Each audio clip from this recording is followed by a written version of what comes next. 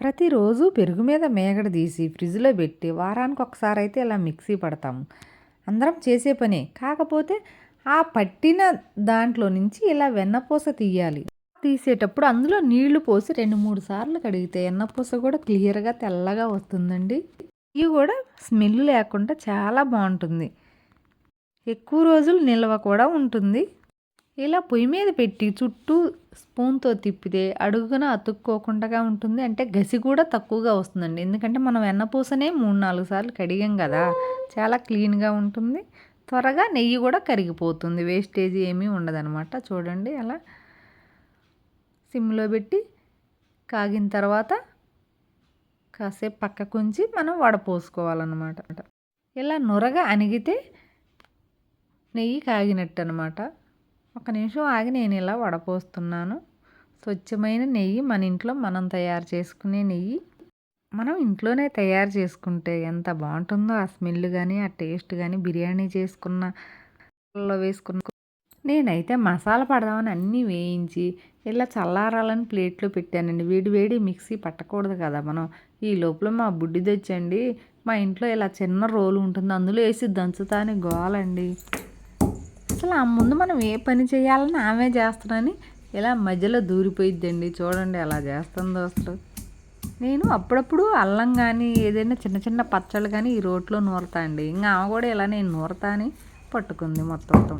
దాదాపుగా 3 సంవత్సరాలు అయిందండి నేను ఈ రైతు బజార్కి వచ్చి కూరగాయలు తీసుకువెళ్ళక.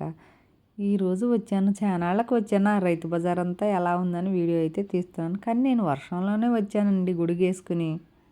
కూరగాయలన్నీ తీసుకున్న తర్వాత ఇలా 3 లైన్లుగా ఉంటుందండి మా జగ్గయ్యపేటలో రైతు బజారు. అవన్నీ ఈ లైన్లన్నీ తీస్తూ బయటకు వస్తుంటే ఈ మూల మీద మా ఇంటి దగ్గర ఆవిడైతే ఫ్రూట్స్ అమ్ముతుంది. ఇక్కడ యాపిల్స్, దానిమ్మకాయలు, ఆలుబకరాలు ఉన్నాయి. ఎదురుగా అయితే వాక్కాయలు కలర్ఫుల్గా ఉన్నాయని ఇలా వీడియో అయితే తీశానండి. ఆకుకూరలు ఎక్కడా కనిపించట్లేదు, ఎక్కడమ్మా అంటే ఓ పక్కనే నీకు తెలియదారా అన్నది. పక్కకు వెళ్ళి ఇలా ఆకుకూరల దగ్గరికి అయితే వెళ్ళి నాకు కావాల్సిన కొత్తిమీర, పుదీనా ఇంకా ఆకుకూరలు తీసుకొని ఎదురుగా ఉన్న ఫ్రూట్స్ బండి దగ్గరికి అయితే వచ్చాను. వీళ్ళ దగ్గర అయితే కలర్ఫుల్గా కనిపిస్తున్నాయి, భలే ఉన్నాయని ఇలా వీడియో అయితే తీశాను. నేను అన్నీ తీసుకుని అయితే ఇంటికి వచ్చేసానండి.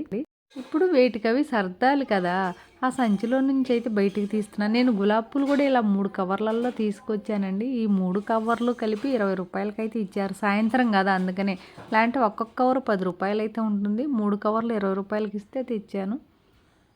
ఇవి పచ్చి ఖర్జూరం అండి. ఇప్పుడే ఫస్ట్ టైం చూడటం తీసుకొచ్చాను.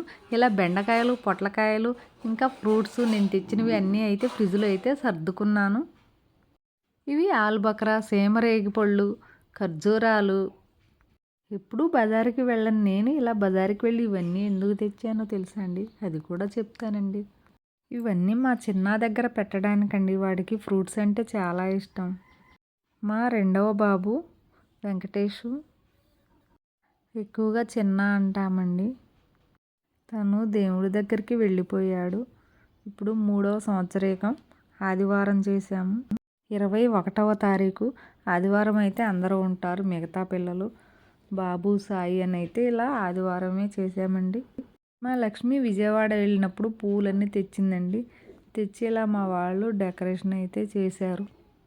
అనుక్షణం మనసులో మర్చిపోలేని ఆలోచన ఇదేనండి నాకు. ఎన్ని యాత్రలు తిరిగి వచ్చినా మళ్ళీ ఇంటికి వస్తే నా బాధ నాదే. ఇంకా నా ఆలోచనల నుండి నేను బయటికి రావాలంటే నేను బిజీగా ఉండాలని ఏదో ఒక పని చేస్తూ ఉంటానండి. దానిలో భాగమే యూట్యూబ్ ఛానల్ కూడా. ఖాళీగా ఉండకుండా ఏదో ఒక పని చేస్తే మన బాధలన్నీ మర్చిపోవచ్చు అని ఇలా మీతోటి వీడియోలు చేస్తూ ఉంటాను.